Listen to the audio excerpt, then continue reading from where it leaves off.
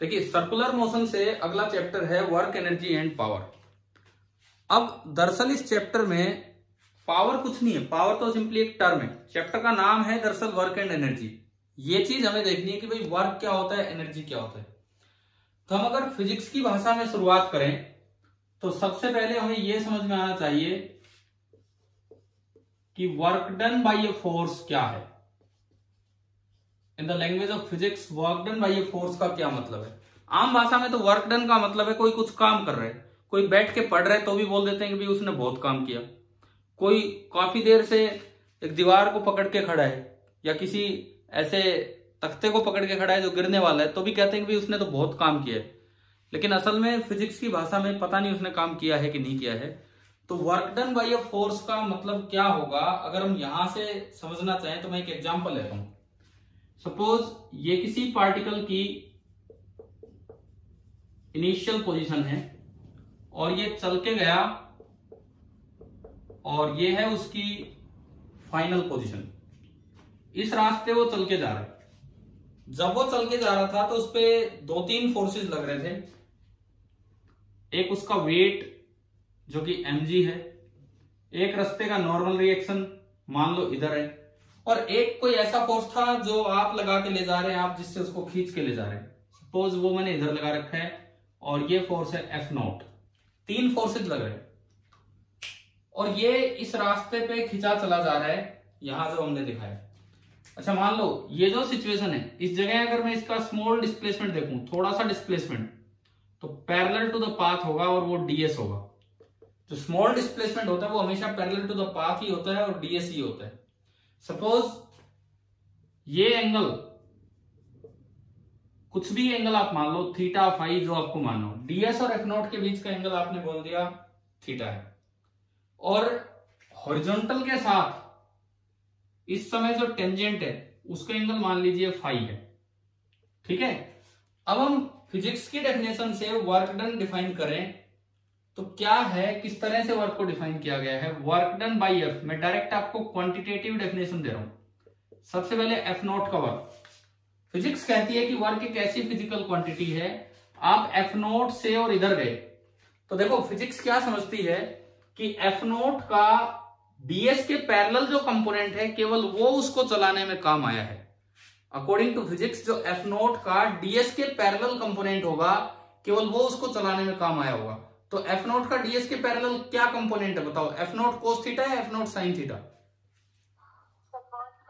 F0 cos theta.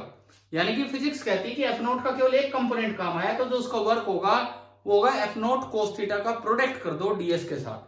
अब अगर आप F0 cos थीटा का प्रोडक्ट करते हैं ds के साथ, so this is equal to F0 dot ds, क्योंकि जब आप डॉट प्रोडक्ट को खोलेंगे तो अपने आप वहां पे क्या आ रहा होगा, cos थीटा। लिमिट है इनिशियल से फाइनल, जो भी आपकी लिमिट होंगी वो। यही वर्क की डेफिनेशन है। किस तरह से वर्क फिजिक्स में होना, क्या समझ में आया यहां तक, कैसे हम वर्क को डिफाइन कर रहे हैं। ठीक है, ऐसे ही मान लो अगर नॉर्मल का वर्क पूछा जाए, यहां वर्क डन बाई नॉर्मल, तो भी तरीका यही होगा n डॉट ds, परंतु आप देखो नॉर्मल तो होगा सरफेस के परपेंडिकुलर और ds होगा सरफेस के टेंजेंशियल। तो डॉट प्रोडक्ट करेंगे तो ये कितना आ जाएगा, डॉट प्रोडक्ट करेंगे तो कितना आ जाएगा, 0 cos 90 आया ना समझ में।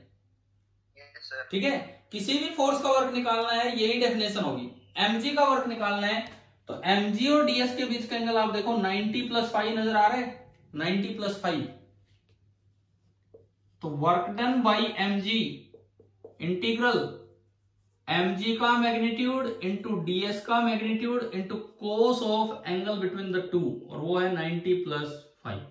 लिमिट इनिशियल से फाइनल। तो हमारे पास किसी भी फोर्स के वर्क निकालने की फिजिकल डेफिनेशन आ गई है कि भाई ये क्या होती है। मतलब एक छोटी सी डेफिनेशन है, फोर्स का मैग्नीट्यूड ले लो along the tangent to the path, और उसको मल्टीप्लाई कर दो ds से, वो सिंपल मल्टीप्लीकेशन ही आपका वर्क डन है। और डॉट प्रोडक्ट स्केलर होता है कि वेक्टर होता है, dot product of vectors scalar होता है कि वेक्टर होता है, बोलो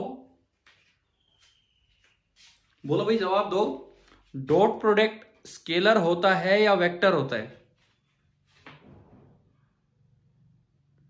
मेरी बात सुन पा रहे हो कि नहीं? Scalar sir.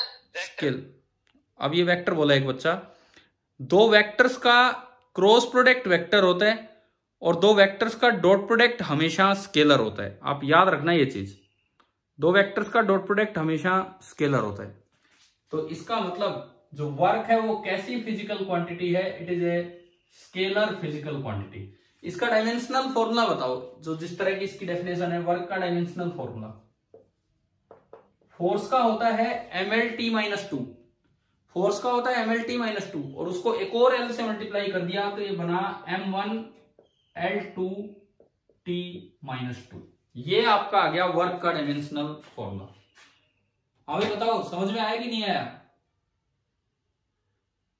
ठीक है, अगर मैं इसकी जूम आउट कर दो। क्या कह रहे हो? थोड़ा जूम आउट कर दो। क्या हुआ, इतना क्लियर नहीं दिख पा रहे?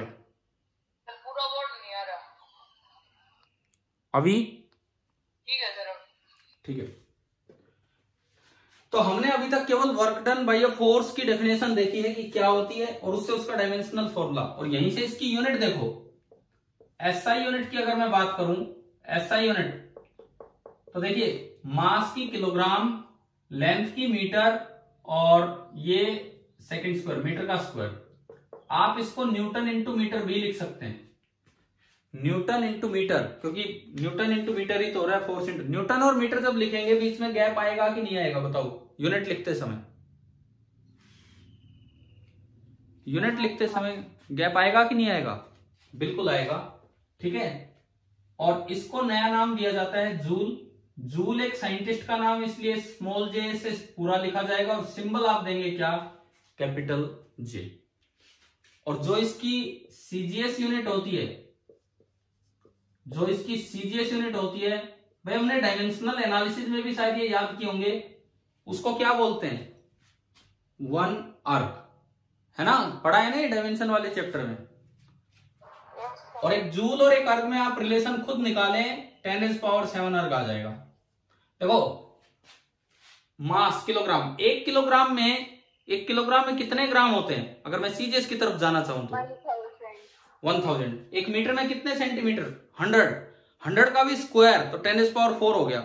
10⁻⁴ और 10⁻3 तो ये आपका हुआ 10⁻⁷, और इस तरीके से आ जाएगा। सेकंड तो सेकंड दोनों में सेम ही रहता है। तो हमने अभी सिंपली डिफाइन किया कि वर्क डन बाय फोर्स होता क्या है और उसकी यूनिट क्या है। अब एक बार इसे कैलकुलेट करना सीखें कि किस तरह से वर्क कैलकुलेट किया जाएगा। भैया आप लोग अपना संडे तक कम से कम एचसीवी सर्कुलर मोशन वाला चैप्टर पूरा कर लें, बिल्कुल पूरा। आज फ्राइडे तो हो ही गया है।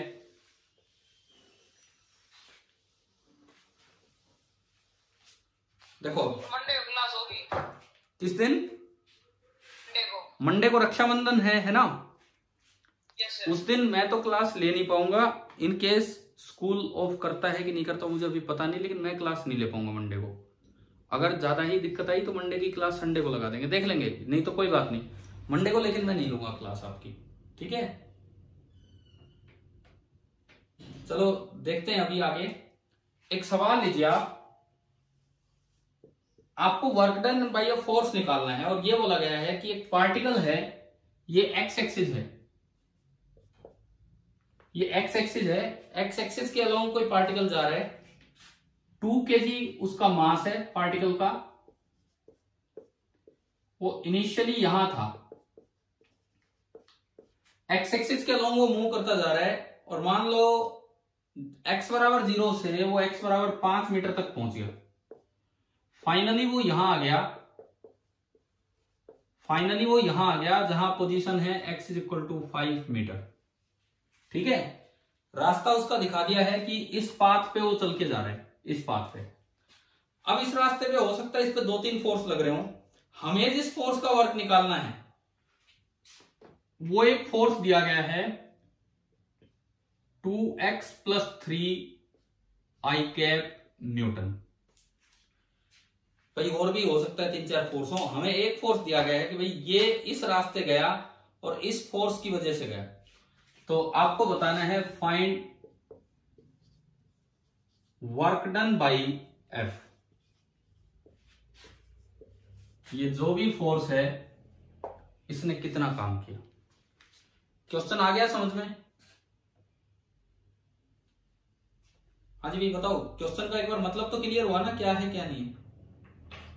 ठीक है, अब देखो तरीका सुनो, ध्यान, मैं ये कर रहा हूं आप अगला करेंगे, आप ध्यान से सुनिए।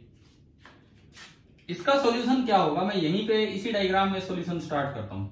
आपको ये दिया गया है, सबसे पहली बात वर्क की जो डेफिनेशन है that is integral F dot DS, work की जो डेफिनेशन है that is integral F dot DS. अब क्या करेंगे, आप किसी भी बीच वाली पोजीशन पे चले जाओ, सपोज मैं यहां आ गया और ये पोजीशन है एक्स, ओरिजिन से मैं एक्स आ गया।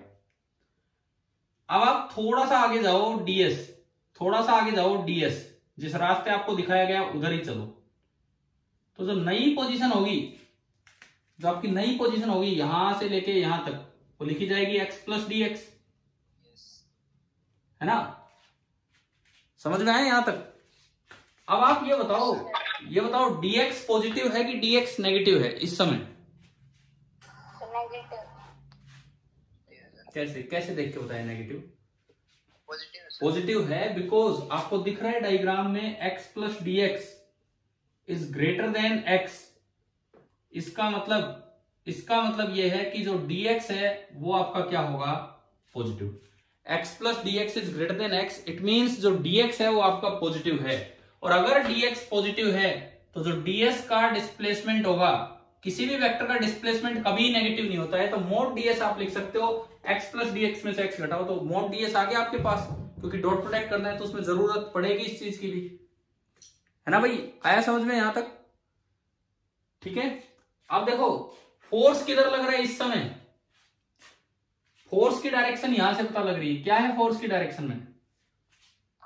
आई कैप, और x पॉजिटिव है, यानी कि ये पूरी वैल्यू पॉजिटिव और आई कैप, यानी कि इस वक्त जो फोर्स लग रहा है वो आगे की तरफ लग रहा है। किसी x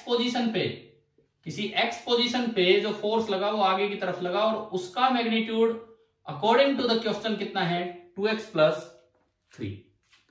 क्लियर यहां तक?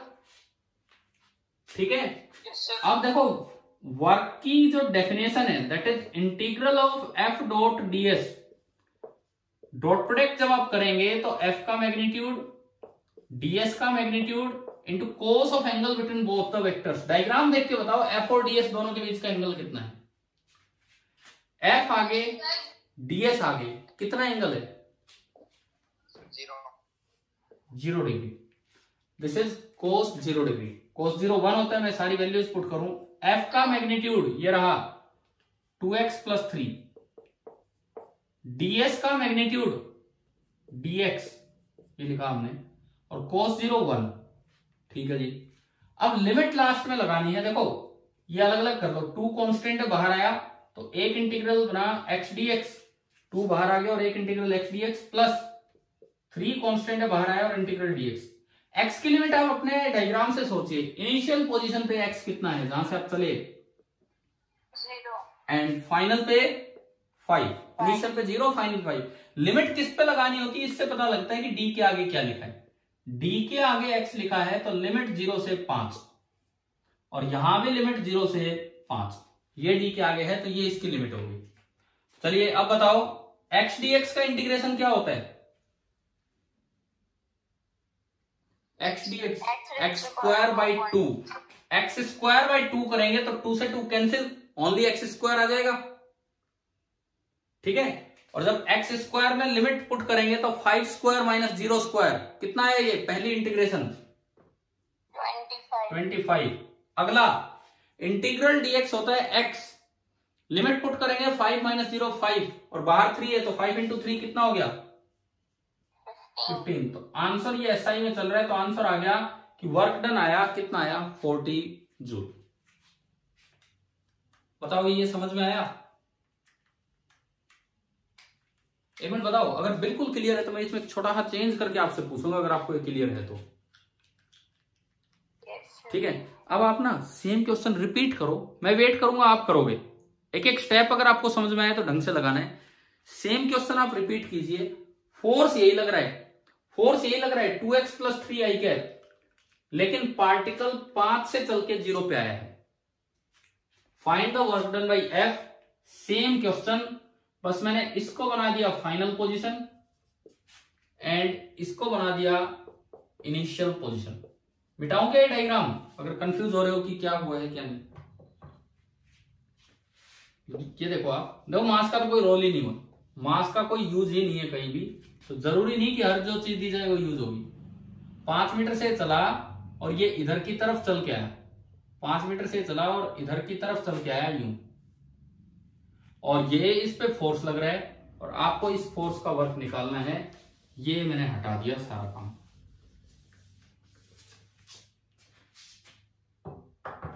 हाँ जी, करोगे ट्राई 2 मिनट, ज्यादा नहीं, वैसे एक बार 2 मिनट आप इक्वेशन तो बना के देखो कि क्या बननी चाहिए।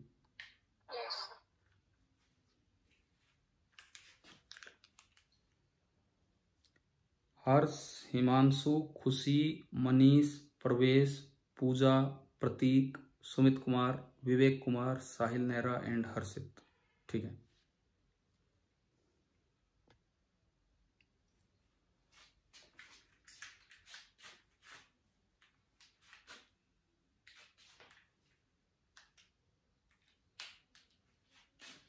मनीष कुमार क्लास में हो ना आप? मैंने अभी देखा पार्टिसिपेंट्स में। Yes sir. तो बताओ आंसर आ गया इस पार्ट का? चलो ठीक है, करो आप, ट्राई करो आराम से। सर ये आएगा, सेम आएगा 40 जूल। -40। एक बच्चे ने बोला -40, -40 इज द राइट आंसर। किसने जवाब दिया है? विवेक। आंसर तो ठीक है भाई, लेकिन अब ये सुनो, पता नहीं स्टेप्स कहीं गलत ना हो जाएं। अब आप देखो, जो मैं बताने वाला हूं वो आप देखिए। आप इसको यहां से इधर चल के ला रहे हैं, तरीका वही है। ये मैं सॉल्यूशन का डायग्राम दोबारा बनाता हूं। ये हमारा एक्स एक्सिस है और ये ओरिजिन है। आप उसको 5 मीटर से पकड़ के ओरिजिन पे लेके आ रहे हैं, ये तरीका है। तो मान लीजिए बीच में मैं किसी भी एक पोजीशन एक्स पे हूं, लेकिन वो एक्स काउंट तो ओरिजिन से होगा। सपोज मैं किसी भी एक पोजीशन एक्स पे हूं। अच्छा, जिस तरफ आप चल के आ रहे हो तो उधर डिस्प्लेसमेंट ऐसे बनेगा ds। आप 5 से इधर आ रहे हो तो आपका डिस्प्लेसमेंट ऐसे बनेगा ds, और आपकी नई पोजीशन ये होगी, ये। विवेक ये बताओ, ये पोजीशन में x प्लस dx लिखूं कि x माइनस dx लिखूं? Sir x plus ds। हाँ बिल्कुल सही, सभी को पता है ना ये बात। हर्षित आप लेट आए थे सेक्शन में, ये इस चीज की जानकारी है कि नहीं? चाहे छोटा हो या बड़ा हो, चेंज हमेशा ऐसे लिखा जाता है। क्लियर है ये सारी बात? देखो अब सुनो, कुछ भी चीज हो, चाहे बड़े चाहे कम हो, आप हमेशा उसको ऐसे लिखेंगे। लेकिन इस डायग्राम में देख के बताओ dx पॉजिटिव है कि dx नेगेटिव है? इस डायग्राम में देख के बताओ कि x प्लस dx x से छोटा है या x से बड़ा है? छोटा है। x plus dx is smaller than x, you can say dx is less than 0, it means dx is negative. तो अब अगर आप मोड ds लिखो, मोड ऑफ ds, तो आप dx तो लिख नहीं सकते क्योंकि dx तो नेगेटिव है, और किसी वेक्टर का मैग्नीट्यूड कभी नेगेटिव नहीं होता है। तो उसको पॉजिटिव बनाने के लिए बाहर क्या लगाना पड़ेगा? एक और माइनस। ऐसा इसलिए किया ताकि ये वेक्टर का मैग्नीट्यूड पॉजिटिव। क्लियर हो रहा है? बताओ, ये भी एक इंपॉर्टेंट स्टेप है यहाँ पे, ये जो गलतियां हो जाती हैं बच्चों से। तो मोड ds dx नहीं होगा इस केस में, मोड ds होगा माइनस dx, क्योंकि dx तो नेगेटिव है और मैग्नीट्यूड किसी वेक्टर का हमेशा पॉजिटिव है। चलो ds इधर। अब फोर्स की शक्ल देख के या एक्सप्रेशन देख के आप बताइए कि ये फोर्स किधर लग रहा है? पॉजिटिव एक्स एक्सिस में लग रहा है कि नेगेटिव एक्स एक्सिस में लग रहा है? Negative x. एक बार देखो इधर, इसमें मुझे तो माइनस नजर नहीं आया कहीं। फोर्स में लिखा है 2x प्लस 3, x पॉजिटिव है, 0 से 5 तक हमेशा x पॉजिटिव है, तो ये नंबर तो पॉजिटिव रहेगा। और बाहर लगा है आई कैप, तो प्लस आई कैप के अलोंग ये लगा। तो अब बताओ ये फोर्स पॉजिटिव x के अलोंग लग रहा है कि नेगेटिव x के अलोंग? बताओ। आप ये ना सोचें कि ये इधर आ रहा है तो उसी के कारण आ रहा होगा। मैंने कहा हो सकता है एक समय पे 4-5 फोर्स लग रहे हो और किसी एक का आपसे वर्क पूछ ले। सवाल ने क्या बोला कि इस फोर्स का वर्क निकालो, इस पे लग रहा है लेकिन ये आ इधर रहा है, ये फोर्स किधर लग रहा है आप बताओ, बोलो आप बोलो, ये फोर्स किधर लग रहा होगा, ये वाला फोर्स पॉजिटिव एक्स के अलोंग कि नेगेटिव एक्स के अलोंग, यार बोलिए जल्दी बोलिए भाई। इधर देखो मुझे फिर समझाना पड़ेगा, क्या इस नंबर में x आपका 5 से 0 तक कभी भी नेगेटिव हुआ है? 5 से 0 तक x, 5 से 0 तक x कभी भी नेगेटिव हुआ है कि नहीं? No sir. नहीं। इसका मतलब ये नंबर हमेशा पॉजिटिव, और आगे लगा है आई कैप, यानी कि इसकी जो डायरेक्शन है वो प्लस आई कैप है। तो बताओ ये फोर्स पॉजिटिव एक्स एक्सिस के अलोंग लग रहा है कि नेगेटिव एक्स एक्सिस के अलोंग? पॉजिटिव। अब वो क्या रहा है, उस फोर्स की वजह से इधर नहीं आ रहा, इधर हो सकता है किसी और फोर्स के कारण आ रहा हो, उस फोर्स का धक्का रोकने के लिए लगाया जा रहा है उधर। तो इस वक्त जो आप फोर्स दिखाएंगे वो आगे लग रहा है, और किसी भी एक्स पोजीशन पे जो फोर्स लगेगा दैट विल बी 2x + 3। चलो फोर्स का मैग्नीट्यूड मेरे पास आ गया, ds का मैग्नीट्यूड मेरे पास आ गया। अब अगर मैं वर्क निकालूं तो वर्क की जो डेफिनेशन है, वर्क की जो आपकी डेफिनेशन होती है, ये एक्स एक्सिस है, वर्क की डेफिनेशन होती है इंटीग्रल ऑफ f.ds। चलो भाई पुट करो, फोर्स का मैग्नीट्यूड कितना इस सिचुएशन में? 2x + 3। फोर्स का मैग्नीट्यूड 2x + 3। ds का मैग्नीट्यूड बताओ देख के, डाई जो भी बोर्ड पे है, कितना कितना? -dx दिख रहा है ना, ये दिख रहा है कि नहीं बताओ? -dx रखना है और वो अपने आप में पॉजिटिव है, और इनटू डॉट प्रोडक्ट में आता है कोस। तो बताएं f और ds के बीच का एंगल कितना है, डायग्राम देख के। f और ds के बीच का एंगल कितना है, डायग्राम देख के बताओ। ओ ये रहा डायग्राम आपके सामने, इसमें बताओ। देखो ds इधर है, f उधर है, तो ये एंगल कितना है? 180 डिग्री। कोस 180 डिग्री कितना होता है? -1। एक माइनस और एक माइनस दोनों क्या हो गए अपने आप प्लस हो गए। तो ये बचा 2 × इंटीग्रल x dx प्लस का प्लस 3 × इंटीग्रल dx। आप बताएंगे यहां तक समझ में आया कि नहीं आया? देखो यार कितना इंपॉर्टेंट काम चल रहा है। बच्चा एक गलती यहां कर सकता है माइनस, एक गलती यहां कर सकता है 0 डिग्री रख जाए, लेकिन अगर किसी ने 2 गलती की तो that will be equivalent to no गलती। क्यों? क्योंकि अगर 2 बार माइनस माइनस की गलती करोगे तो अपने आप ही सही आ जाएगा, लेकिन आपको कुछ गलत नहीं करना है। चलो भाई एक एक चीज आ गई समझ में यहां तक, ठीक है। अब आप आखिरी बात का जवाब दो कि x की लिमिट कहां से कहां रखें हम। आखिरी बात का जवाब दीजिए। 5 to 0। हाँ, इनिशियल वैल्यू x की 5 है एंड फाइनल वैल्यू है 0। इनिशियल 5 है, फाइनल 0। तो 2 × x²/2, 0 से 5 ना, सॉरी 5 से 0, 2 से 2 गया, प्लस 3 × ये x आएगा और 5 से 0। अब जब आप लिमिट पुट करोगे तो upper limit minus lower limit करोगे तो 0² - 5² तो माइनस का 25 हो गया, और उधर माइनस का 15। तो जो आंसर आपका आना है it is coming out to be -40 joule. क्या अभी सभी को क्लियर हो गया है कि नहीं? Yes sir. अच्छा विवेक, अब मैं आप पे लौट के आता हूं। आपने सबसे पहले जवाब दिया था -40, लेकिन होता क्या है इस क्वेश्चन में भूल चूक से भी -40 आ जाता है, 2 गलतियां करके भी -40 आ जाता है। आप बताओ मुझे, क्या आपने ये एक एक स्टेप सही लिखा था विवेक? सर वो ds सीधे ले लिया ना, सीधा कैसे ले लिया? मैं वही तो पूछना चाह रहा हूं, सीधा कैसे? क्या ds को dx लिख दिया था? Yes sir. तो इसका मतलब हुआ क्या है, ds को dx लिख दिया, फिर हो सकता है, देखो कितने चांसेस है गलती के। ds को लिख दो आप dx, 180 डिग्री की जगह कर लो 0, एक गलती लिमिट लगा दो 0 से 5। कोई बच्चा सोचता है यार लिमिट तो हमेशा कम से ज्यादा लगती है, जबकि वो आ रहा है 5 से 0। 3 जगह गलतियां हो सकती हैं। अगर आपने 3 में से कोई 2 गलतियां की तो भी आंसर सेम आएगा -40, क्योंकि एक माइनस और एक माइनस जुड़ के वही हो जाना है। एक गलती की या 3 गलती की तो आंसर आपका गलत आ जाएगा। चलो लेकिन अभी बताओ एक एक स्टेप क्लियर हो गया है कि नहीं हर एक बच्चे को, कैसे? ठीक है, तो इन बातों का ध्यान रखना। ये जो छोटी छोटी देखो हमने वर्क की शुरुआत की है और केवल उसी में हम देख रहे हैं कि किस तरह से माइनस प्लस से बहुत फर्क पड़ जाता है। और एक और चीज बताओ, एक वर्क हुआ है -40 जूल, एक वर्क हुआ है 40 जूल, क्या दोनों वर्क इक्वल हैं या 40 जूल बड़ा है और -40 छोटा है? सर इक्वल है। नहीं, इक्वल नहीं है। Work is compared with sign. Work and energy are compared with sign. With sign का मतलब है कि पॉजिटिव चीज बड़ी होगी और नेगेटिव चीज छोटी होगी। अगर फोर्स का कंपैरिजन होता ना, कहीं फोर्स का, मैं कहता कि एक ऑब्जेक्ट पे फोर्स लगा है 10 न्यूटन और एक ऑब्जेक्ट पे फोर्स लगा है -10 न्यूटन, बताओ कौन सा बड़ा है कौन सा छोटा है? तो फोर्स एक वेक्टर क्वांटिटी है, वेक्टर में प्लस और माइनस डायरेक्शन के लिए होते हैं, मैग्नीट्यूड दोनों का ही 10 होता। तो अगर फोर्स होता है एक 10 एक -10 तो हम कहते दोनों बराबर हैं।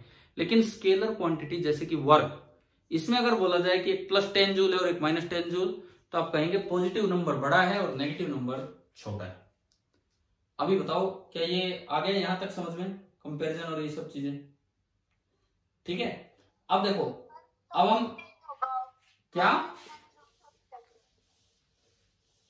अच्छा आप सुनो आगे।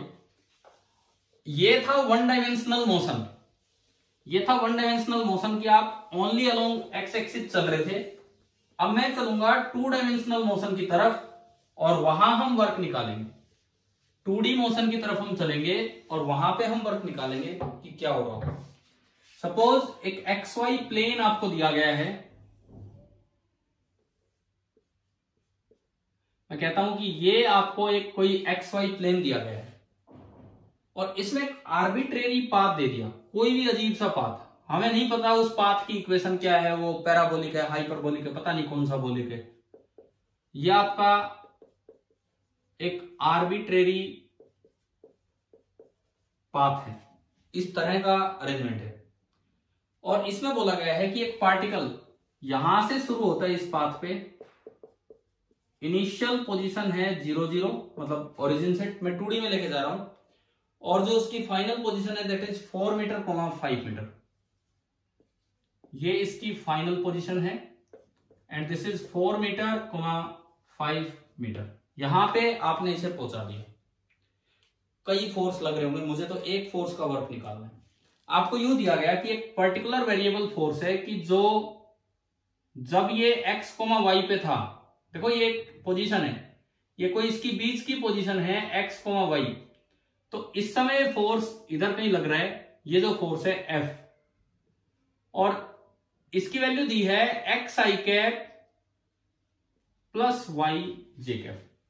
ये इसके फोर्स की वैल्यू दी है xi cap plus yj cap. इस तरह का कोई वेरिएबल फोर्स दे दिया। फिर वही सवाल, सेम सवाल, find work done by F। ये आपको पोजीशन दे दी, कहां से कहां लेके गए हैं, आपको वर्क डन बाई F निकालना है। इस रास्ते में कितना वर्क किया होगा।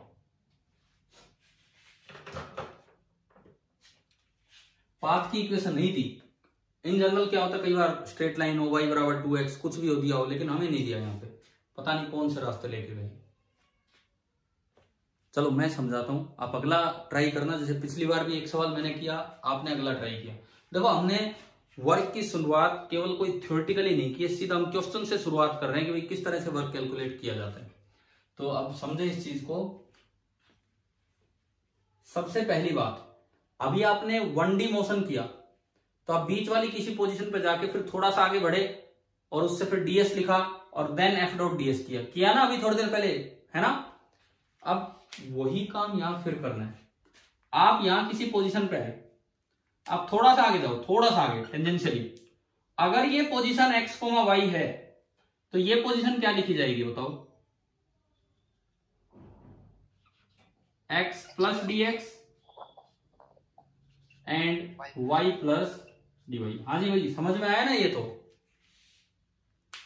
क्या, अब मुझे एक बात का जवाब देना, मान लो ये रास्ता नीचे मुड़ रहा होता, अगर ये रास्ता नीचे मुड़ रहा होता तो क्या मैं अगली पोजीशन को y माइनस dy लिखता कि y प्लस dy ही लिखता, बताएं। y plus dy।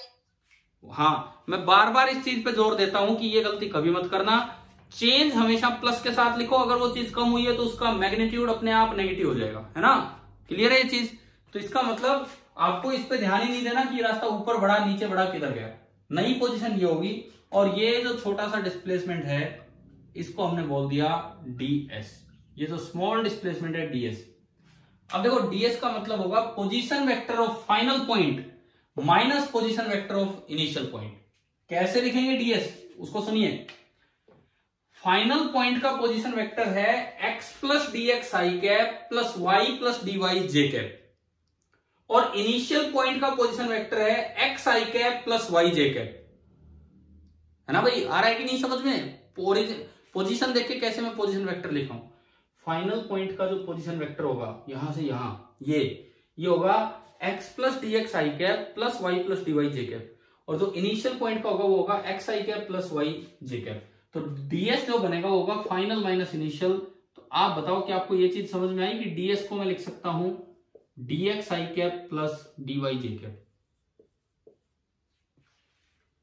आ गया क्या, क्लियर है। और चाहो तो ये याद कर लो, 3D के लिए आप याद कर लो। 3D में एक्स वाई जेड तीनों एक्सिस जहां दिखा रखे हो, जब भी आपको ds वेक्टर लिखना हो आप बिना सोचे समझे लिख सकते हैं dx आई कैप प्लस dy जे कैप प्लस dz के कैप। याद हो जाएगी ये बात, ठीक है। हम 2D में थे तो 2D में हमने इसे लिखा dx आई कैप प्लस dy जे कैप। क्या इतना आ गया क्या समझ में, ds कैसे लिखा, ठीक है। चाहे मैं बार बार कह रहा हूं, चाहे वो चीज बढ़े चाहे कम हो, आपको चिंता ही नहीं करनी है। क्यों नहीं करनी यार, ये भी तो एक बात आती है ना, क्यों नहीं करनी। अभी थोड़ी देर पहले तो बहुत चिंता करने लग रहे थे, थोड़ी देर पहले तो बहुत चिंता करने लग रहे थे पिछले सवाल में कि ये बढ़ा है तो मोड ds dx होगा, कम हुआ है तो मोड ds माइनस dx होगा। उसमें भी जरूरत नहीं थी चिंता करने की। देखो सुनो, इन जनरल 3D में लिखना हो तो आप हमेशा लिखो dx आई कैप प्लस dy जे कैप प्लस dz के कैप। 2D में लिखना हो xy प्लेन में आप लिखो dx आई कैप प्लस dy जे कैप। और 1D में लिखना हो तो आप बेझिझक बिना ये देखे कि वो कम हो रहा है ज्यादा हो रहा है, आप इसे लिख सकते हैं dx आई कैप। मैं आपको जो पिछला सवाल था वो इससे करके दिखाता हूं। पिछले सवाल में जो -40 जूल आंसर आया, आपने फोर्स वेक्टर क्या लिया था बताना, मैं तो भूल गया। क्या लिया था, एक एक्सप्रेशन माना था ना फोर्स का, 2x plus 3i cap. 2x plus 3i cap. अब आप चिंता ही मत करो x बढ़ रहा है कम हो रहा है, ds वेक्टर सीधा लिख दो dx आई कैप। ये लिख दिया आपने, सपोज कीजिए ये लिख दिया। अब कोई सोचे तो आई कैप में जा रहा है, भाई नहीं जा रहा आई कैप में। dx उस केस में नेगेटिव था कि पॉजिटिव, जो दूसरा क्वेश्चन लिया था उसमें dx नेगेटिव था कि पॉजिटिव। जो दूसरा केस हमने लिया था मैंने अलग से लिखा था कि dx नेगेटिव है ना। तो इसका जो मैग्नीट्यूड आएगा तो माइनस आएगा, तो यानी कि आपकी डायरेक्शन अपने आप माइनस आई कैप। छोड़ो, आप उसकी चिंता ही नहीं करनी। वर्क निकालना है, सीधा करो इंटीग्रल एफ डॉट ds। अब आपको डॉट प्रोडक्ट करना आता है, आई को आई से मल्टीप्लाई करो, जे को जे से, के को के से। तो आई को आई से किया तो ये बना 2x प्लस 3 इंटू dx और उसका इंटीग्रेशन। लेकिन जो लिमिट है वो कहां से कहां लगी थी उसमें, 5 से लेके x पे 0 तक। और जब आप इसको सोल्व करते हो तो ये आ जाएगा -40 जूल। पिछला क्वेश्चन मैंने तब तो बिल्कुल बेसिक से बताया था, अब मैं जनरल तरीका आपको सिखा रहा हूं। इन जनरल आपको डायग्राम नहीं पता, कुछ नहीं पता, तो जो डिस्प्लेसमेंट होता है 3D में आप मानो ये, 2D में मानो ये, और 1D में ये मानो, चाहे x कम हो रहा हो चाहे ज्यादा हो रहा हो, अपने आप आंसर सही आना है। ठीक है भाई, आया क्या समझ में कि नहीं आया बताओ यहां तक। आ गया सर। ठीक है, अब देखो यहां पे 2D में आपने ds माना, f आपको दिया है x I cap plus y J cap. आप सबसे पहले कर लो f डॉट ds। कैसे करें f डॉट ds, आई कैप को आई कैप से मल्टीप्लाई कीजिए, जे कैप को जे कैप से। तो क्या बना, x dx plus y dy।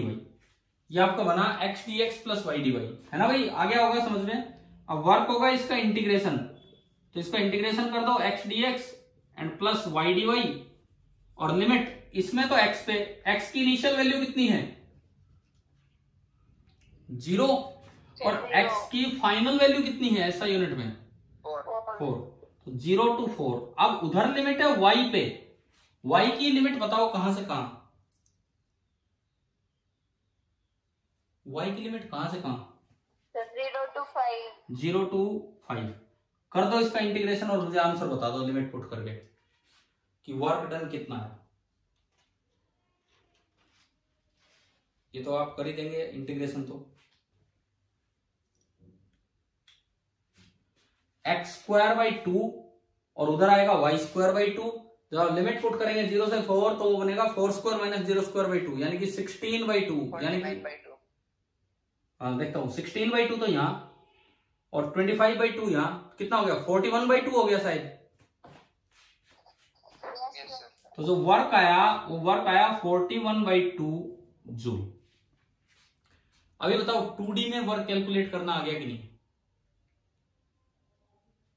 ठीक है, जैसे मैंने पिछली बार आपको एक सवाल दिया था, एक थोड़ा सा चेंज करके मैंने हल्का सा चेंज किया था कि उधर की बजाय बोला कि इधर ले आओ। अब मैं फिर से एक स्लाइड चेंज करके आपसे एक क्वेश्चन पूछूंगा, करोगे ना अभी ट्राई? तो मेरा सवाल ये है, अब मेरा सवाल बस थोड़ा सा बदल गया है, सब कुछ बिल्कुल सेम है, कोई फर्क नहीं है। मैं चेंज ये कर रहा हूं कि फोर्स है, मैंने ऐसा लगा दिया, फोर्स का एक्सप्रेशन चेंज कर दिया, y_i प्लस xj। जैसे कभी 3,2 पे हो, सपोज 3,2 पे हो तो फोर्स लगेगा 2i प्लस 3j। अगर उसकी पोजीशन 3,2 है तो पिछली बार तो लग रहा था 3i प्लस 2j, अब लगेगा 2i प्लस 3j। अब बताओ इसका वर्क क्या होगा, कीजिए कैलकुलेट।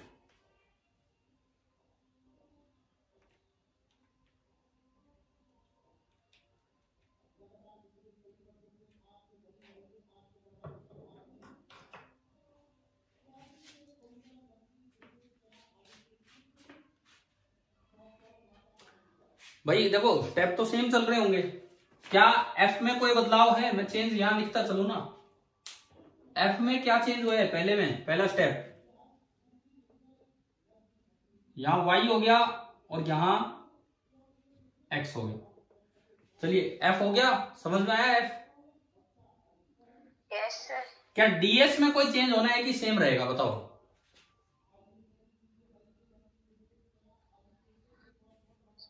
सेम रहेगा, बिल्कुल सेम रहेगा, चेंज नहीं होगा। मैंने कहा था ये जनरल है।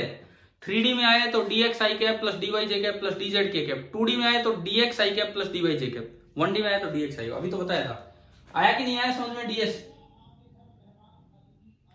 ठीक है, f डॉट ds में क्या बदल गया? जब आप डॉट प्रोडक्ट करोगे तो ये बना y dx और ये बना x dy, और जब आप इंटीग्रेशन पे चलोगे तो यहां तो बनेगा y dx और लिमिट x पे, और x की लिमिट तो 0 से 4 है, और ये बनेगा x dy और लिमिट y पे, और y की लिमिट ये है। चलो भाई ये बताओ क्या यहां तक पूरा स्टेप समझ में आया कि नहीं आया? इससे आगे आप करके दिखाओ मुझे, इससे आगे मैंने तो कर दिया जो बदलाव था वो। इससे आगे बताओ ये कैसे सोल्व होगा।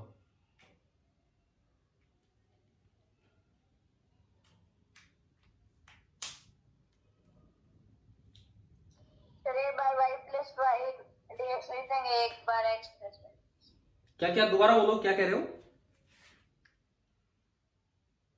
दोबारा बताओ एक बार।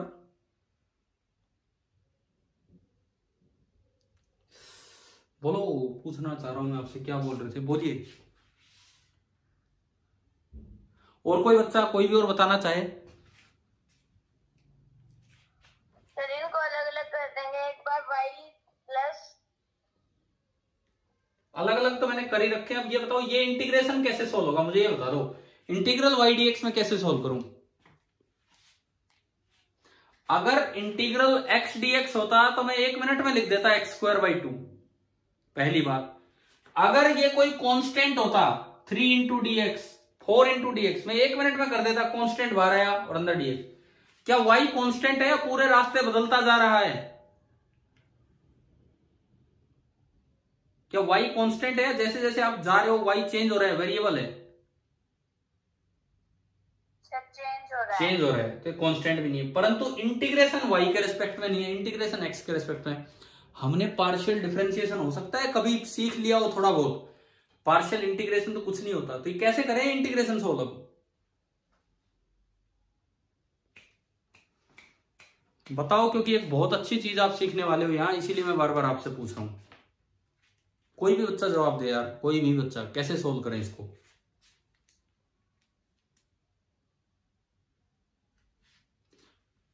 हाँ जी मनीष, मनीष क्या दिमाग में आ रहा है, कैसे सोल्व करें इसको?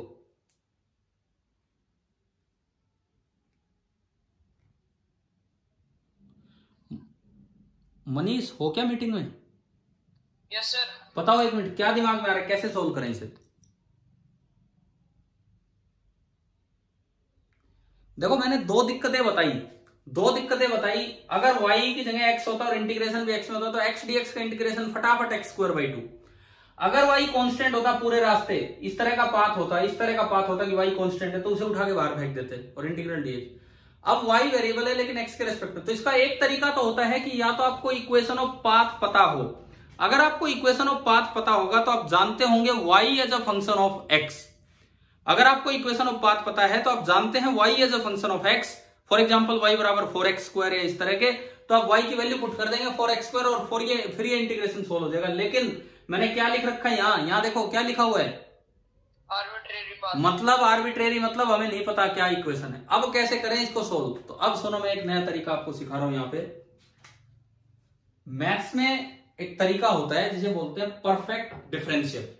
अब समझना उस चीज को कि परफेक्ट डिफरेंशियल क्या है, कि कैसे इस तरह की दिक्कत कहीं भी आए। देखो फिजिक्स में एक बड़ी इंपॉर्टेंट चीज है ये, मैथ्स की जब आप अप्लाई करेंगे, इसे हम बोलते हैं परफेक्ट डिफरेंशियल। जब भी कभी आप ऐसे आके अटक जाओ, एक बार पहला इंटीग्रेशन उठाओ, इंटीग्रल y dx। किसके रेस्पेक्ट में है ये इंटीग्रेशन, y के रेस्पेक्ट में कि x के रेस्पेक्ट में? x के रेस्पेक्ट में। तो आप क्या करो, थोड़ी देर के लिए y को क्या मान लीजिए, कांस्टेंट। आप एज्यूम कर लो कि y कांस्टेंट है, वैसे ही आर्बिट्रेरली एज्यूम कर लो। अगर y कांस्टेंट होता तो y बाहर आ जाता, और अंदर क्या बचता, dx। और इंटीग्रल dx क्या होता है, इंटीग्रल dx x। तो ये आपका आया y इंटू एक्स और x इंटू वाई। अब आप दूसरी टर्म उठाओ, इंटीग्रल x dy। हाँ जी इसमें बोलो अब आप, इंटीग्रल x dy किसके रेस्पेक्ट में इंटीग्रेशन है ये, y के रेस्पेक्ट में है, तो आप x को क्या मान लीजिए, कांस्टेंट। मैं एक बात आपको फिर से बता दूं, अभी जो मैं आपको कॉन्सेप्ट सिखा रहा हूं ना, मोस्ट ऑफ द स्टूडेंट्स या मोस्ट ऑफ द बुक्स में ये ऐसे दिया होता है कि इसको रट लो। वो कहेंगे कि आप अपनी समझ से सोच सकते थे कि ये इसका इंटीग्रेशन है तो वो उसका डिफरेंशिएशन है। अभी बताऊंगा आपको आंसर आने के बाद। मैं आपको ऐसा कुछ नहीं बता रहा हूं, मैं एक बड़ा स्टैंडर्ड तरीका बता रहा हूं, ताकि रटने से नहीं, ऐसा कोई भी सवाल आए तो आप वहां कर पाएंगे। तरीका सुनो अभी। x कांस्टेंट अगर है तो x बाहर आ जाएगा और अंदर इंटीग्रल dy। बताओ क्या बना ये, इंटीग्रल dy क्या होगा, y। हाँ तो x इंटू वाई। क्या ये दोनों सेम आ गए, क्या ये दोनों सेम है कि नहीं, बोलो। अरे क्या ये दोनों सेम आ गए अलग अलग करने में? बिल्कुल सेम है। अगर ये दोनों सेम है, it means this expression is a perfect differential. This expression, it means आप ये लिख सकते हैं कि y dx plus x dy is d of that same thing, और वो सेम थिंग क्या है, xy। ये चेक करने का तरीका होता है कि क्या कहीं आप अलग अलग करके इनको फंसा रहे हो, वो एक साथ थे कहीं वहीं से इंटीग्रेशन सोल्व हो जाता। तो ये एक तरीका होता है परफेक्ट डिफरेंशियल चेक करने का, कि अगर इसको सोल्व किया ये आ गया और इसको सोल्व किया ये आ गया, तो इन दोनों का सम होगा डिफरेंशियल ऑफ एक्स वाई। कैसे, आपने डिफरेंशिएशन में यूवी रूल लगाया है, यूवी रूल, तो वो चेक करो, डी ऑफ एक्स वाई क्या होगा, u as it is into differentiation of v plus v as it is into differentiation of u। तो बताओ क्या ये बन गया कि नहीं बना परफेक्ट डिफरेंशियल? ठीक है, आया कि नहीं आया समझ में, बताइए आप एक बार। ठीक है, अब सुनो, ये तो बच्चे को जब ये बता दिया जाए ना कि देखो यार ये तो ये बन रहा है, तब तो वो समझ जाता है उल्टा, हाँ यार इसको करें तो ये आएगा, हाँ यार इसको किया तो ये आया। लेकिन पहली बार में आप कैसे समझेंगे वो मैंने उसका तरीका बताया है।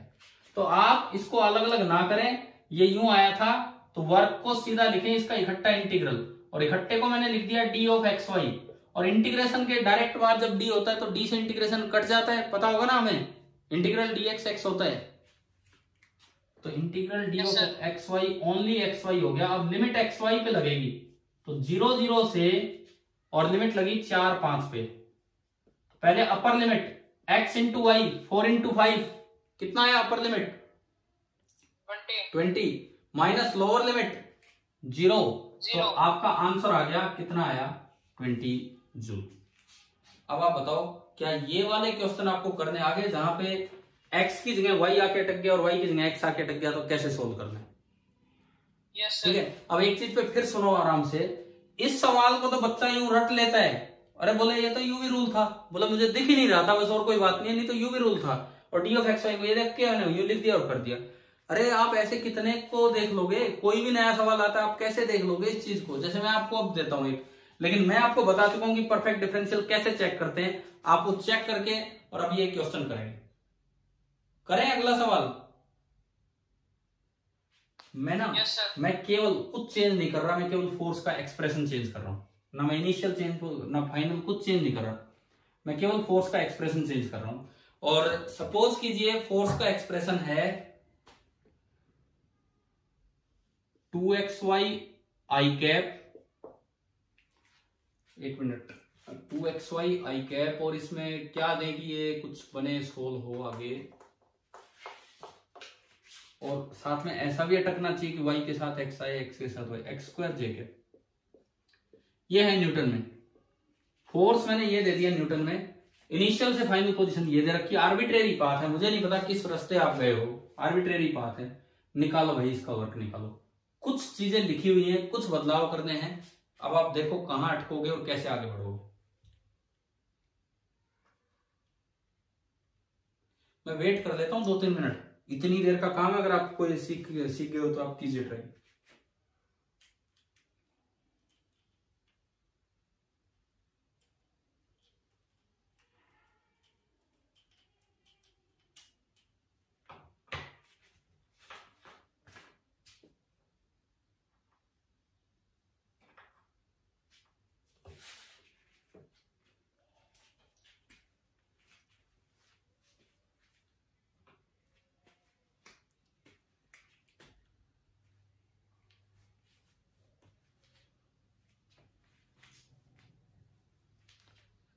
क्या क्या चेंजेस हैं, पहले एफ में क्या चेंज है, एफ में फर्स्ट टर्म में क्या दिया है 2xy, और सेकंड टर्म में x²। हाँ ठीक है, क्या ds बदलेगा? नो सर, ds जनरल है, तो f डॉट ds करोगे तो यहां आएगा 2xy dx plus x² dy। जब इंटीग्रेशन पे चलोगे तो यहां तो 2xy और यहाँ x², बाकी सेम है। क्या ये इंटीग्रेशन सोल्वेबल है? बाहर देखो x के रेस्पेक्ट में, लेकिन अंदर कौन आ गया एक y, और ना y कांस्टेंट है तो ये सोल्व नहीं होगा। इधर y के रेस्पेक्ट में लेकिन अंदर x आ गया, तो क्या तरीका हमने सीखा अगर ऐसी जगह अटके तो चेक करो कांस्टेंट। मैंने अभी क्या सिखाया, अगर ऐसे आप जाके अटकते हो तो पहले एक चीज चेक करो, क्या ये परफेक्ट डिफरेंशियल तो नहीं है, क्या बताओ चेक करना आ गया समझ की नहीं, कैसे चेक करते हैं? Yes sir. तो बताओ चेक करते हैं। पहली टर्म है 2xy dx, पहली टर्म है 2xy dx, ये x के रेस्पेक्ट में है तो y को क्या मान लीजिए कांस्टेंट, तो 2 भी बाहर आया और एक y भी बाहर आया, और अंदर बचा x dx, और x dx का क्या होता है इंटीग्रेशन सर x²/2, 2 से 2 कटेगा तो ये आपका सिंपली आ गया y इंटू x²। आप बताओ पहली टर्म सोल्व करनी आई? Yes sir. अब दूसरे को सोल्व करो, x² इंटू dy, इसका इंटीग्रेशन अलग कर लो एक बार, किसके रेस्पेक्ट में? y के रेस्पेक्ट में, तो x को क्या मानना होगा कांस्टेंट, x² बाहर आया, और इंटीग्रल dy फिर से क्या हो जाएगा वाई। वाई। अब बताओ क्या ये दोनों सेम हैं? ध्यान से देख के बोलना है। सेम है सर। बिल्कुल सेम है, वो भी एक्स स्क्वायर वाई और ये भी एक्स स्क्वायर वाई। अगर दोनों सेम हो तो इसका मतलब ये परफेक्ट डिफरेंशियल है, मतलब इसका और इसका सम, इसका और इसका सम, आपको इंटीग्रेशन मत लगाना, इसका मतलब है 2xy dx plus x square dy को आप लिख सकते हो डी ऑफ ये जो भी चल के आया और ये कितना आया x square y. X square y, यानी कि आप इसको इकट्ठा ही पढ़ा रहने दो और ये बन जाएगा d of x square y. और जब इंटीग्रेशन सोल्व करोगे तो ये एक्स स्क्वायर वाई और लिमिट वही है। अब बता दो क्या आंसर आ रहा है लिमिट पुट करके, अपर लिमिट और लोअर। हाँ 4 का स्क्वायर 16 इंटू 5 80, अपर लिमिट तो आ गई 80 और लोअर लिमिट 0, तो यानी कि जो आंसर आया वो कितना आ गया 80 जूल। अब भाई देखो सुनो, पिछला सवाल बच्चा रट के चला जाता है कि बोले जब भी कभी y d x plus x d y आएगा, बोले वो तो यूवी रूल से दिख रहा है डी ऑफ एक्स वाई। क्या ऐसे आप हर एक को एनालाइज कर लोगे क्या यूं? अब कोई आपको आंसर दे देगी, देखो कोई आपको आंसर बता दे भाई इसको ऐसा लिख सकते हैं, तो आप चेक कर सकते हो कैसे। एक बार एक्स स्क्वायर बाहर लिया, डिफरेंशिएशन ऑफ वाई ये बन गया, एक बार वाई बाहर लिया और डिफरेंशिएशन ऑफ एक्स स्क्वायर वो 2x dx हो जाएगा। लेकिन यार ये चेक करना कोई समझदारी नहीं है, आपको आंसर कौन बताने आएगा, कोई बताने नहीं आने वाला है। तो मोस्ट ऑफ द स्टूडेंट्स ऐसे सवालों को बस यूं समझ के करते हैं ट्राई, बोले ये तो कॉमन सेंस लगानी है। ये कैसी कॉमन सेंस है? कॉमन सेंस नहीं है तो आंसर सेंस है कि भाई आपको आंसर पता था इसलिए आपने ये कर दिया। अब आप बताओ कि आपको एक बड़ा आसान तरीका समझ में आ गया परफेक्ट डिफरेंशियल कैसे चेक करने? Yes sir. तो मैं अगला सवाल दूं, कर दोगे? ठीक है, नेक्स्ट एक और क्वेश्चन हम आपको देते हैं, पाथ में थोड़ा चेंज करता हूं, फिर से एक फोर्स देके और उसका वर्क ही आपसे पूछूंगा। मैं ये नीचे वाले स्टेप्स भी नहीं मिटा रहा ताकि आपको कुछ लगे, कुछ चेक करना है तो आप कर सकें। सवाल वही है कि आपको एक फोर्स का वर्क निकालना है। XY प्लेन में एक पार्टिकल को चलाया गया, ओरिजिन से ये पार्टिकल स्टार्ट होता है और 2,4 पे चला जाता है,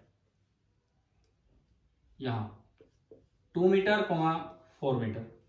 इवन आपको इसका पाथ दे दिया भाई, स्ट्रेट लाइन, आर्बिट्रेरी नहीं, स्ट्रेट लाइन पाथ पे गया है, ये दे दिया इस बार इस सवाल में। अच्छा ये बोला है कि किसी भी x, y पोजीशन पे, किसी भी x, y पोजीशन पे, ऐसे करके दिखाए ना दिखाए क्वेश्चन में, इस पे जो फोर्स लग रहा है, किसी भी x, y पोजीशन पे इस पे जो फोर्स लग रहा है वो है एक्स आई। और बल्कि ये ना ऐसे भी दिखा सकता है भाई, जरूरी नहीं आपको कुछ भी दे डायग्राम में, ऐसे कहीं भी दिखा दे, जैसे मैंने नीचे दे दिया तो आप इसका भाई ये मान लो। अगर ये एक्सप्रेशन होगा तो देखो ना माइनस वाई स्क्वायर है, तो फोर्स का कंपोनेंट x में तो आगे होगा लेकिन y में किधर होगा, नीचे की तरफ। अब मैंने कोई सोच समझ के नहीं दिया इस बार, परफेक्ट डिफरेंशियल बनेगा नहीं बनेगा वो किस्मत की बात है भाई, बन जाए तो ठीक, नहीं बने तो ठीक। क्योंकि इस बार क्या मैंने आर्बिट्रेरी पाथ दिया है क्या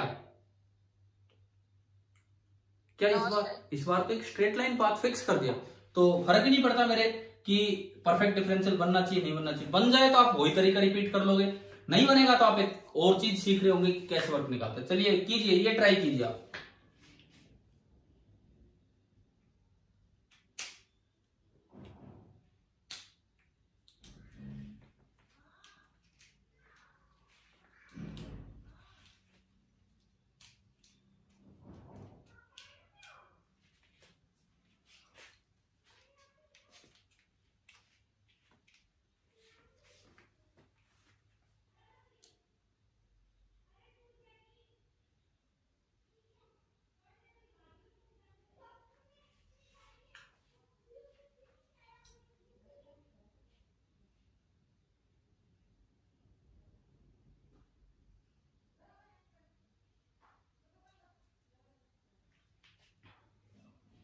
क्या परफेक्ट डिफरेंशियल है कि नहीं है?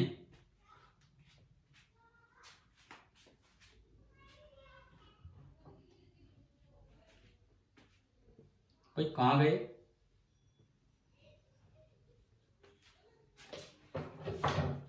फोर्स आपको दिया है, force vector x I cap minus y square J cap. आपको DS in general, DS change होगा या यही लिखे बताओ, कोई प्लस माइनस का चेंज आना हो?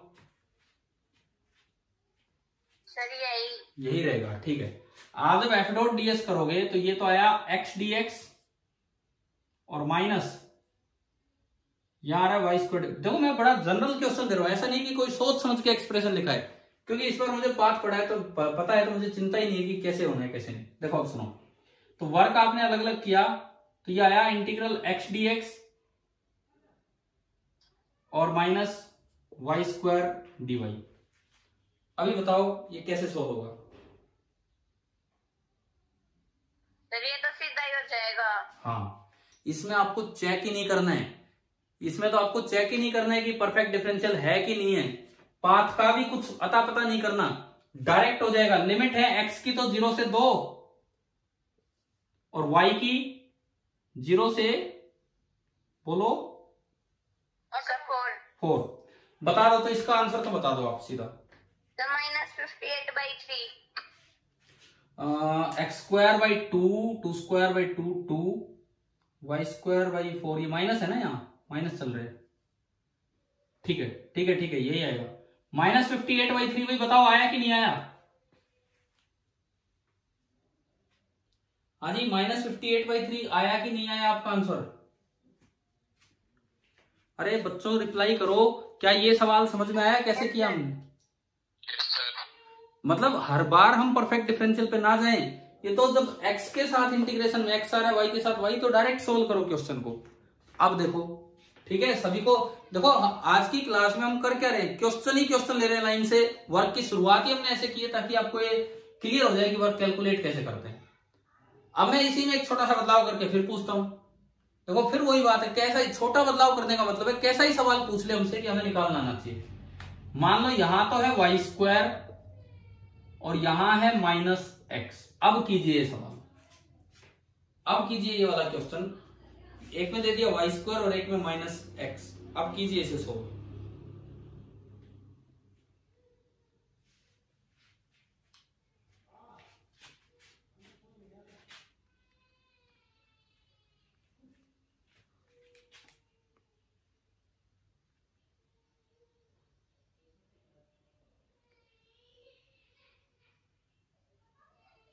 अंशुल ये बताओ क्या ये परफेक्ट डिफरेंशियल है कि नहीं, ये बता दो। इस बार जरूरत पड़ेगी इस बार चेक करने की।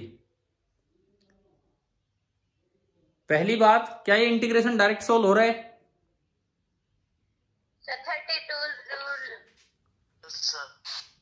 32 जूल। मेरा पहला सवाल, अब आप एक एक सवाल का जवाब दो। क्या ये इंटीग्रेशन डायरेक्ट सोल्व हो रहा है बिना कुछ और चीज किए? नो सर, नहीं हो रहा। पहले तो हम वो चीज देखें। एक्स में मैंने दे दिया वाई स्क्वायर और यहां दे दिया -x। जब आप ये करेंगे, ds तो कोई चेंज नहीं है, तो यहां तो बना वाई स्क्वायर dx और यहां बना -x dy। तो अगर आप अलग अलग इंटीग्रेशन करते हैं तो यहां तो वाई स्क्वायर dx और x की लिमिट 0 से 2 और -x dy और x की लिमिट, y की लिमिट 0 से 4। x के रेस्पेक्ट में जब इंटीग्रेशन है तो अंदर y बैठे, y के रेस्पेक्ट में जब इंटीग्रेशन है तो अंदर x बैठे, तो सीधा तो सोल्व होगा नहीं, जैसे पिछला सवाल हो गया था। अब अगला हम स्टेप उठाते हैं कि क्या ये परफेक्ट डिफरेंशियल है। हाँ तो बताओ क्या ये परफेक्ट डिफरेंशियल नहीं है? ठीक है, वो भी देख लो इधर कैसे चेक किया इन्होंने। आपने फर्स्ट इंटीग्रेशन उठाया, first integration that is integral y square dx। पहला इंटीग्रेशन आपने उठाया, y को कांस्टेंट माना तो y बाहर आ गया और ये बन गया वाई स्क्वायर एक्स। आपने दूसरा इंटीग्रेशन उठाया -x dy, x आपका बाहर आया और अंदर इंटीग्रल dy और ये आपका आ गया -xy। क्या ये दोनों सेम आए? क्या ये दोनों नहीं आए? तो भाई ये बात तो खत्म होगी परफेक्ट डिफरेंशियल वाली। अब कैसे करें इस क्वेश्चन को? देखो एक एक करके ना, एक एक करके लगभग सवाल करने का तरीका बढ़ता जा रहा है कि कभी ये हो गया कभी वो हो गया। तो परफेक्ट डिफरेंशियल भी नहीं बना, डायरेक्ट भी सोल्व नहीं हुए इंटीग्रेशन। तो क्या ये आर्बिट्रेरी पाथ था जो मुझे परफेक्ट डिफरेंशियल की जरूरत पड़ती? नो सर, ये स्ट्रेट लाइन पाथ है। तो आप अपने मैथमेटिक्स से स्ट्रेट लाइन पाथ का इक्वेशन निकाल के लाओ। कैसे? क्या आप एक स्ट्रेट लाइन की इक्वेशन जानते हैं? y = mx + c। हाँ जी भाई, सभी को पता है कि नहीं y = mx + c? Yes sir. ठीक है। अब अगर मैं इसमें देखूं सी होता है वाई इंटरसेप्ट। ये लाइन कहां से पास हो रही है, ऊपर से कि नीचे से, जीरो से, तो सी तो हो गया जीरो।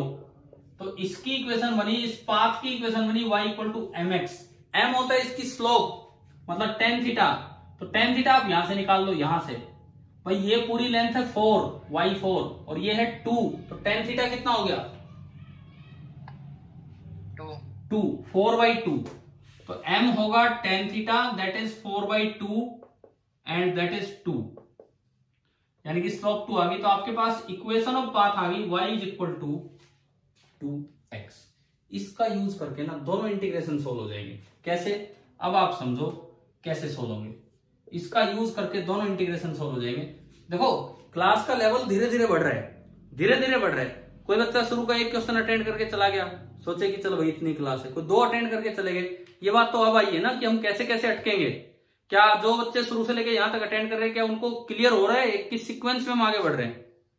Yes sir. ठीक है, तो अब देखो ये इंटीग्रेशन करना है, या तो y कांस्टेंट होता है, कांस्टेंट भी नहीं है, या फिर आपको y पता होता है as a function of x, ताकि आप इसे x में बदल के इंटीग्रेट कर देते। तो मैं y की जगह क्या लिख सकता हूं वहां से 2x।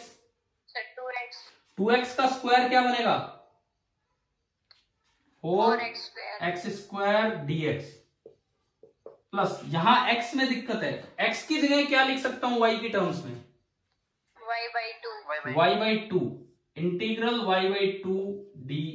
अब लिमिट लगाओ, x की लिमिट तो है 0 से 2 एंड y की लिमिट है 0 से 4। अब आपके लिए आसान है इंटीग्रेशन, 4 बाहर, x स्क्वायर का इंटीग्रेशन x³ 3 0 से 2, 1/2 बाहर, y dy का इंटीग्रेशन y²/2 एंड लिमिट होगी 0 से 4। चलिए जी 4/3 अलग करो, upper limit minus lower limit, तो 2 का क्यूब 8 माइनस 0 8 हो गया, प्लस हाफ अलग करो और एक 2 और 4 अलग करो, upper limit minus lower limit, 2 का स्क्वायर 4, 4 से 4 गया 1, तो ये आया 32/3 प्लस 1। आ रहा है कि नहीं आ रहा है समझ में? अरे ये प्लस नहीं चल रहा था, सॉरी। मैं एक चीज बताऊं आपको, ये क्या चल रहा है यहां बीच में, ये एक्सप्रेशन में आपका क्या चल रहा है माइनस, तो ये यहां पे माइनस है, ये यहां पे भी माइनस है और ये यहां पे भी माइनस है, तो ये आया 32/3 माइनस 1। -4 आएगा। अच्छा ठीक है, ये 4 का स्क्वायर है, 4 का स्क्वायर है तो 16 आएगा। तो ये आपका बना 32/3 माइनस 4, 12 यानी कि 20/3 20/3 जूल। अब आप बताओ यार कितने अलग अलग तरीके से, क्या हमने एक्सप्रेशन देख के वर्क निकालना सीख लिया है कि नहीं? ठीक है, यस सर। अच्छा अब इसमें तो क्या था, स्ट्रेट लाइन पाथ था, तो आपने इक्वेशन निकाल ली। अगर इन केस क्वेश्चन में स्ट्रेट लाइन पाथ ना हो, कोई अलग पाथ हो लेकिन आर्बिट्रेरी नहीं होगा, वो आपको इक्वेशन ऑफ पाथ देगा। मान लो आपको इक्वेशन दे दे y इक्वल टू 2x², तो भी आप जब यहां आके अटको और वो परफेक्ट डिफरेंशियल ना मिले, तो एक बार y को 2x² रख दो और एक बार x को y की टर्म्स में रख दो और इंटीग्रेशन सोल्व कर दो। बताओ ये एक्सप्रेशन से वर्क निकालने वाली बात क्लियर हुई आप सभी को? Yes sir. ठीक है, अब हम एक स्पेशल केस लेते हैं। ठीक है, ये तो सारे वेरिएबल फोर्सेस थे, ये तो सब वेरिएबल फोर्सेस थे जिनसे हम वर्क निकालते जा रहे थे कि भाई कैसे निकालना है कैसे नहीं। अब मैं एक बड़ा स्पेशल केस लेता हूं कि वर्क डन एक कांस्टेंट फोर्स का कितना होगा। पूरे रास्ते वो फोर्स कांस्टेंट रहा है, तो वर्क डन बाई ए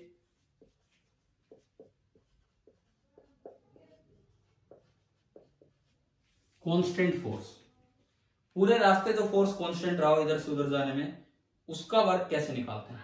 सुनो, सपोज ये एक्स एक्सिस है और ये वाई एक्सिस है, और एक्स वाई प्लेन में किसी पाथ पे कोई पार्टिकल चल के जा रहा है। एक्स वाई प्लेन में किसी भी पाथ पे कोई पार्टिकल चल के गया यहां से यहां, ये इनिशियल पोजीशन है और ये फाइनल पोजीशन। और मैं कहता हूं कि भाई उस पर एक ऐसा फोर्स लग रहा है जो शुरू से लेकर लास्ट तक कांस्टेंट है। शुरुआत में वो इधर लगा, बीच में देखा तब भी इधर ही लगा, एंड में देखा तब भी इधर ही लगा। तो एक ऐसा फोर्स लग रहा है जो मैग्नीट्यूड में भी कांस्टेंट है और डायरेक्शन में भी कांस्टेंट है। तो इसका वर्क हम कैसे निकालें? एक ऐसा फोर्स जो मैग्नीट्यूड में भी कांस्टेंट है, डायरेक्शन में भी कांस्टेंट है, और हम कह रहे हैं 0 0 से फाइनल पोजीशन है x0 y0, यहां तक ले गया 0 0 से, और फाइनल पोजीशन x0 y0 है, यहां तक ये लेके चला गया। तो अब इसका वर्क कैसे निकालें? इसमें आपको इंटीग्रेशन पे जाने की जरूरत ही नहीं पड़ेगी। कैसे?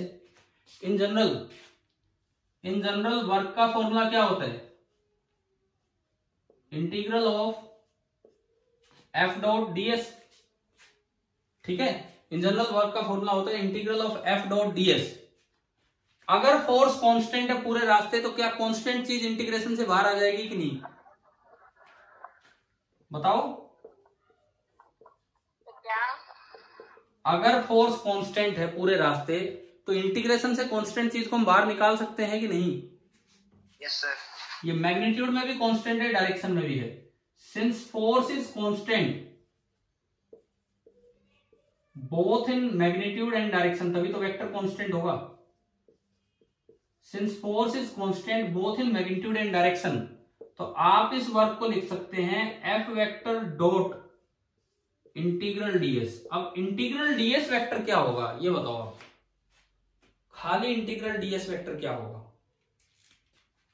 Sir S. Integral DS vector मतलब ये डीएस, इंटीग्रेशन जोड़ होता है, फिर ये, फिर ये, फिर ये, फिर ये, आप शुरू से लगे थे। तो इन छोटे छोटे डीएस, जो सारे डीएस वेक्टर हैं, उन सब का आपको सम करना है। पॉलीगन लॉ से आप देख लो, पॉलीगन लॉ देखा है ना आपने, वेक्टर एडिशन का पॉलीगन लॉ। अगर ये सारे वेक्टर सेम ऑर्डर में हैं, तो closing side of the triangle taken in opposite order, वो इनका सम होगा, और इसको हम बोल देते हैं वेक्टर एस। अभी बताओ, इंटीग्रल डीएस वेक्टर का मतलब आ गया है समझ में? Yes sir. जैसे मैं आपसे पूछूं, अभी पूछता हूं एक एग्जांपल, तो W आया F डॉट एस, और F डॉट एस को कैसे खोलोगे? F और S के बीच का एंगल देख लो बस, थीटा, तो ये आ जाएगा F into S into cos theta. तो अभी आप बताओ कि आपको कांस्टेंट फोर्स का वर्क निकालना आ गया कि नहीं? ठीक है, एक ऐसा फोर्स जो पूरे रास्ते चेंज ही नहीं हो रहा है, मैग्नीट्यूड में भी नहीं हो रहा है और डायरेक्शन में भी नहीं हो रहा है, तो आपको उसका वर्क सीधा निकालना आना चाहिए एफ डॉट एस से। कैसे? देखो, एक जगह अप्लाई करते हैं, किसी क्वेश्चन में अप्लाई करते हैं। हर एक चीज हम एक दो सवालों के साथ लेके सीख रहे हैं आज। मैं कहता हूं कि एक पार्टिकल ना एक सेमी सर्कुलर पाथ पे चल के आया,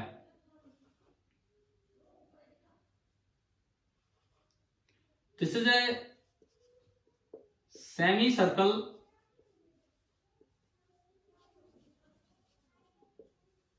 ऑफ रेडियस आर रेडियस का ये सेमी सर्कल है, और इस रास्ते पे एक पार्टिकल चल के आया है, और उस पे ना एक कांस्टेंट फोर्स लग रहा था, उसका वेट जो लगातार नीचे की तरफ था,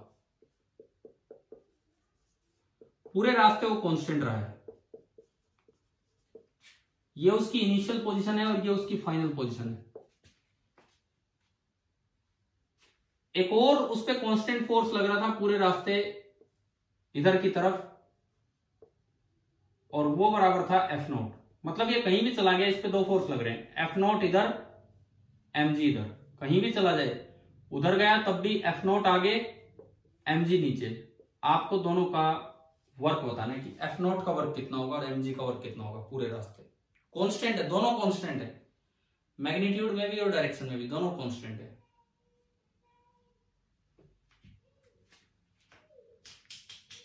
बताओ।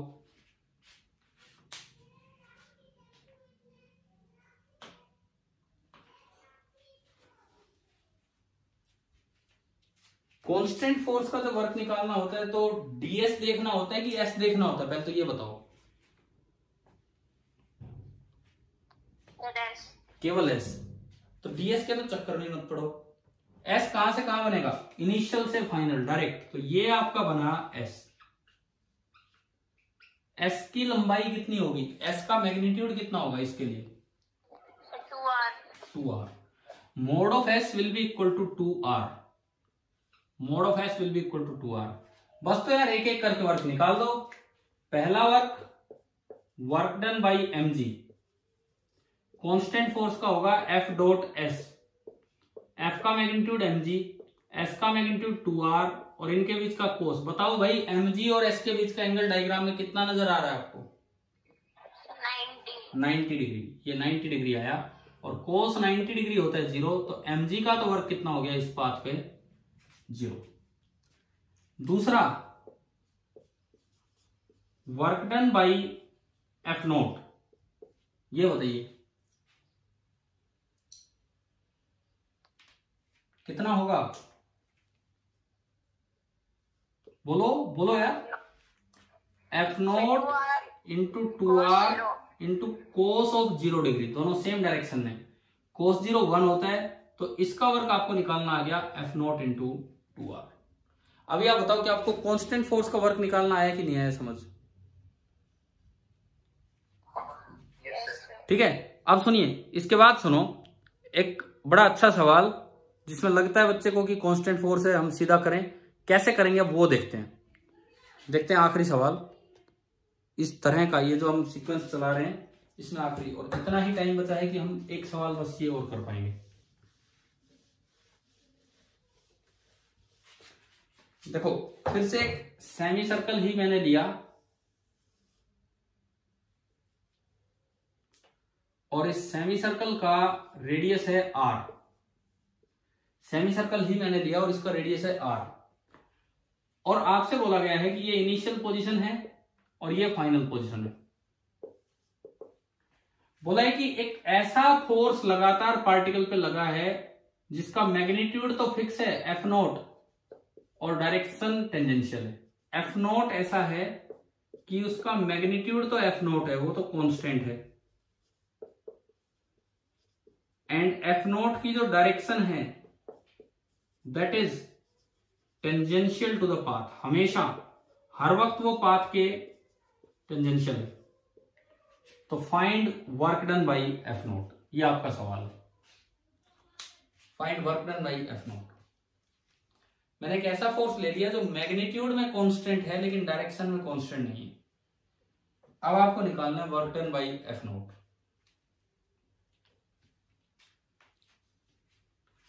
आखिरी क्वेश्चन ले रहे हैं इस लेक्चर का, और आप ढंग से ट्राई कीजिए और इसका जवाब दीजिए, कोशिश कीजिए, क्योंकि ये भी आपको बहुत कुछ सिखाएगा ये सवाल।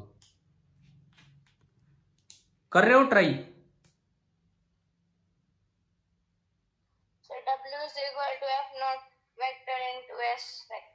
यार देखो, दो वेक्टर्स के बीच में इंटू पिंटू कुछ नहीं होता है, या तो डॉट होता है या क्रॉस होता है। F नोट डॉट एस तो लग ही नहीं सकता। F नोट डॉट एस तो तब लगता है, F नोट डॉट एस हर्षित कब लगता है? F नोट डॉट एस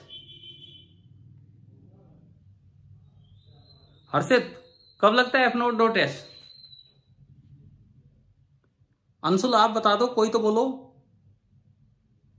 पूजा चलो आप ही बताओ, F डॉट एस फॉर्मूला कब लगता है? बोर्ड पे लिखा भी हुआ है, जब F कांस्टेंट हो both in magnitude as well as in. अच्छा एक मिनट, हाँ अब सुनो, अब आ रही मेरी आवाज? सुनिए,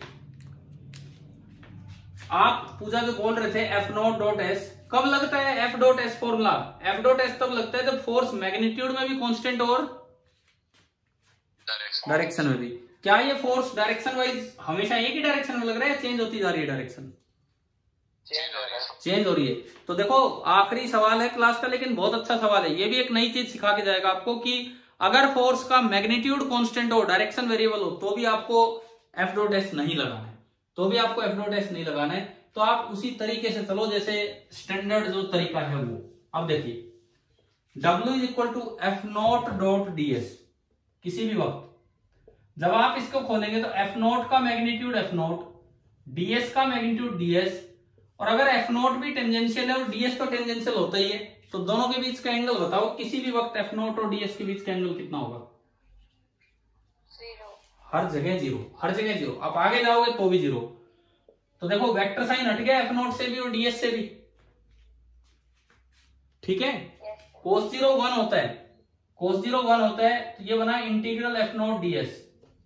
अब ये केवल F नोट का मैग्नीट्यूड है, F नोट वेक्टर होता तो बाहर नहीं आता, नहीं तो शुरू में ही आ जाता।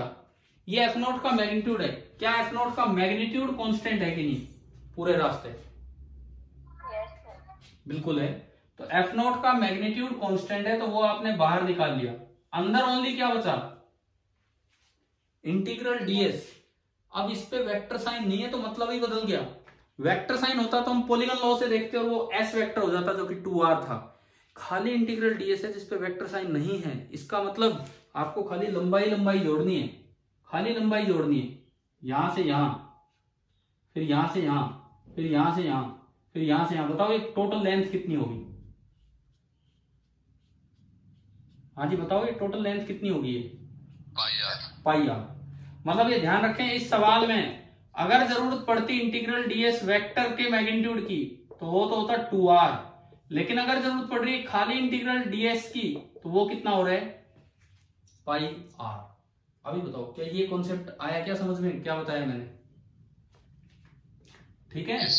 तो ये आ गया F nought into pi r. तो देखो कांस्टेंट फोर्स में भी एक अलग तरीके से कांस्टेंट ले लिया कि डायरेक्शन चेंज हो रही है और ये इस तरह का है तो आपको इस तरह से जाना है।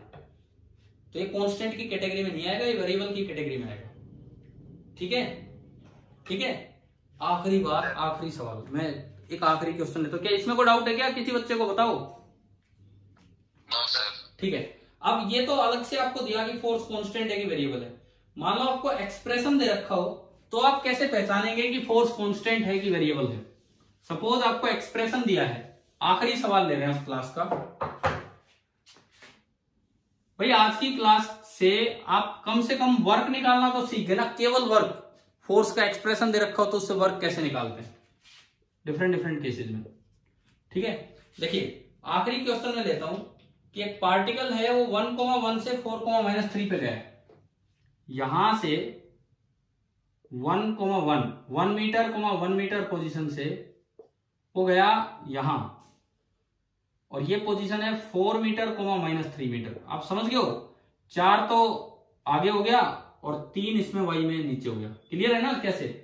पता नहीं किस रास्ते पे गया है, हमें नहीं पता, आर्बिट्रेरी पाथ पे गया है। मैंने पाथ दिखा दिया, इनिशियल पोजीशन दिखा दी, फाइनल पोजीशन। आपको निकालना है कि एक फोर्स इस पे लग रहा था, पूरे रास्ते एक फोर्स लगता रहा 2i cap -3j cap Newton.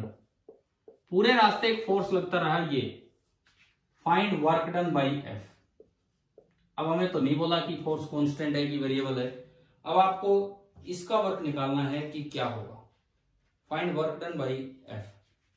अब कैसे मैं पता लगाऊं एक्सप्रेशन देख के कि ये फोर्स कांस्टेंट है कि वेरिएबल है?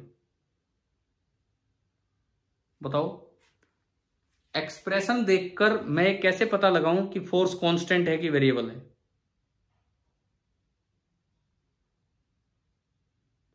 पूजा, पूजा ये बताओ, इधर देखो, ये बताओ क्या इसके एक्स कंपोनेंट में कहीं कोई वेरिएबल एक्स वाई या जेड आ रहा है? No sir. नहीं आया, मतलब इसका एक्स कंपोनेंट कांस्टेंट है। फिर क्या इसके वाई कंपोनेंट में कहीं कोई वेरिएबल एक्स वाई या जेड आ रहा है? No sir. नहीं आ रहा। अगर एक फोर्स के सारे कंपोनेंट्स इंडिविजुअली कांस्टेंट हैं तो वो फोर्स कांस्टेंट होता है। तो अब बताओ क्या ये फोर्स कांस्टेंट है कि नहीं? Yes sir. इसमें कहीं कोई एक्स वाई जेड नहीं आ रहा, मतलब ये डिपेंड ही नहीं कर रहा पोजीशन पे, तो ये फोर्स कांस्टेंट है। कांस्टेंट है तो आपको पाथ की चिंता ही नहीं करनी है, आपको डायरेक्ट अपना डिस्प्लेसमेंट निकालना है। और डिस्प्लेसमेंट होगा ये डायरेक्ट, ये आपका डिस्प्लेसमेंट होगा एस। कैसे निकलेगा direct S? Position vector of final point R final minus position vector of initial point R initial, और ये ट्रायंगल लॉ से आ भी जाएगा। आर फाइनल कितना? आर फाइनल है 4i cap -3j cap. R initial कितना? R initial 1i cap +1j cap. तो जो डिस्प्लेसमेंट है S, R final minus R initial कितना आ गया? 4 - 1 3i कैप और -3 - 1 -4j कैप। आप बताओ कि आपको एस निकालना आ गया? Yes sir. अब देखो एफ आपके पास आ गया, F 2i cap -3j cap. S आपके पास आ गया S 3i cap -4j cap. अब केवल डॉट प्रोडक्ट करना है वर्क निकालने के लिए। तो डॉट का मतलब आई को आई से मल्टीप्लाई कर दो, जे को जे से। तो बताओ कितना आ रहा है, आई को आई से मल्टीप्लाई किया 3 गुना 2 6, जे को जे से किया 12 प्लस का हो गया, तो वर्क डन आ गया कितना आया 18 जूल। बताइए क्या ये आखिरी कॉन्सेप्ट भी आपको क्लियर हुआ कि नहीं, कि कैसे पहचानना है एक्सप्रेशन से कि फोर्स कांस्टेंट है कि नहीं? बोलो। Yes sir. ठीक है, अब सुनो, सर हमने आज की क्लास में आपको मेनली क्या क्या सिखा दिया कि वर्क कैसे निकालना है। बस ये एक्सप्रेशन देख के कांस्टेंट फोर्स का वर्क, वेरिएबल फोर्स का work, 1D 2D perfect differential बने तो कैसे निकालना है, डायरेक्ट इंटीग्रेशन से हो जाए बहुत अच्छा है, नहीं तो परफेक्ट डिफरेंशियल से हो जाए बहुत अच्छा है, नहीं तो इक्वेशन ऑफ पाथ का यूज करेंगे तब जाके हो पाएगा। तो मैं मान के चलूं कि शायद वर्क वाली स्टार्टिंग क्लास तो आपको समझ में आ ही गई। ठीक है।